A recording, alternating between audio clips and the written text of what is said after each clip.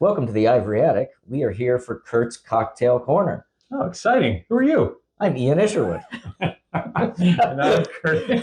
I'm just a guy who's settling up to a barkeep after a long day of work. Wonderful. And who are you? I'm Kurt Andreessen, and this is our special series we have called Drink Responsibly January. Yeah, so we're here for a special edition of Kurt's Cocktail Corner. All right. So what are we making? It's what we're making. I know this because we've had a few drinks together. We're making one of my favorite winter cocktails and yours, the Manhattan. I love a Manhattan. Yeah. One of the things I love is in the wintertime, you want something that's a bit richer. For me, I like it a little bit sweet as well. No, exactly. And, exactly. So the Manhattan's a A perfect. little bit sweet, a little bit warmer. Yeah.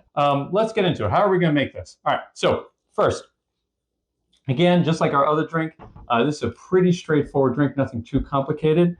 We're going to start with a little bit of bourbon in this case. So you don't have to make this drink with bourbon, do you? You don't. In fact, actually, a traditional Manhattan is normally made with rye.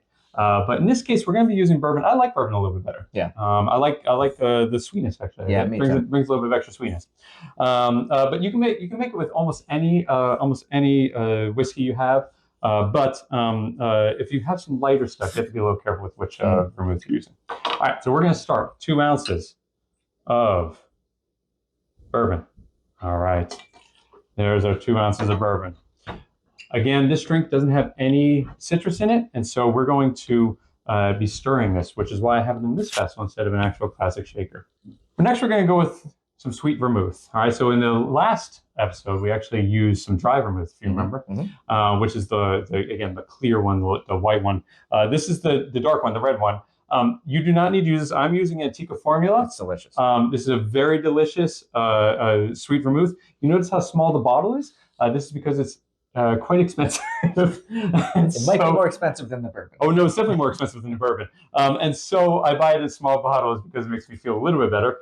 You can use Martini and Rossi makes sweet vermouth. Lots of people make sweet vermouth. They're all very serviceable, but this one is quite nice. I justify the cost by the fact that you only use about a half an ounce of it. And so it lasts for a bit. So a while ago, I decided that each part of it is contributing about the same dollar amount. Okay, yeah, that makes sense. So there's just one last thing. Some bitters. Some bitters. All right. So we're going to add a little bit of bitters to it. We're going to do 2 dashes. We're using Angostura bitters, which is the traditional one. You can use any bitters you'd like.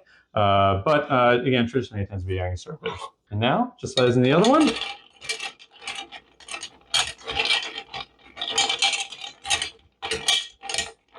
10 seconds?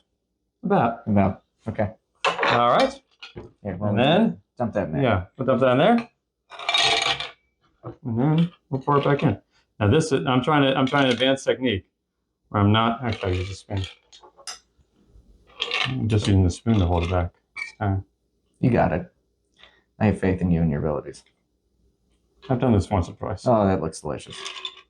Yeah, it's always scary when that happens. It is scary when it shuffles like that, but it looks like you did All it. right, I did it. What's the There are garnish? a couple different ways that you can garnish this. I like a cherry in it.